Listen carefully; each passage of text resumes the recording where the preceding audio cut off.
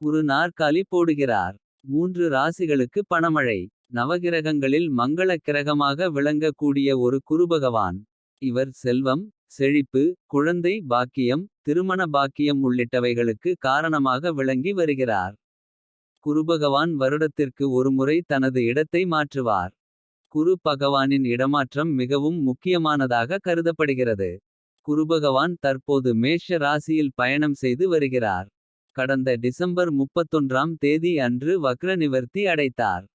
ஜனவரி 1ஆம் தேதி முதல் நேரான பயணத்தில் குரு பகவான் இருந்து வருகிறார். வரும் மாதம் குரு பகவான் இடமாற்றம் செய்கிறார். 12 ராசிகளுக்கும் தாக்கம் ஏற்படும். இருப்பினும் சில ராசிகள் அதிர்ஷ்டத்தின் யோகத்தை பெறப்போகின்றனர். அது எந்தெந்த ராசிகள் என்பது குறித்து தெரிந்து கொள்ளலாம். ஜனவரி 1ஆம் தேதி முதல் நேரான பயணத்தில் குரு பகவான் இருந்து வருகிறார். வரும் மாதம் குரு பகவான் இடமாற்றம் செய்கிறார். 12 ராசிகளுக்கும் தாக்கம் ஏற்படும். இருப்பினும் சில ராசிகள் அதிர்ஷ்டத்தின் யோகத்தை பெறப்போகின்றனர்.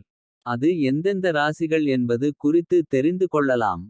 சிம்ம ராசி. குரு பகவான் உங்களுக்கு நல்ல பலன்களை கொடுக்கப் போகின்றார். மற்றவர்களிடத்தில் மரியாதை அதிகரிக்கும். வேலை செய்யும் இடத்தில் மதிப்பு அதிகரிக்கும். நண்பர்களின் உதவி உங்களுக்கு கிடைக்கும்.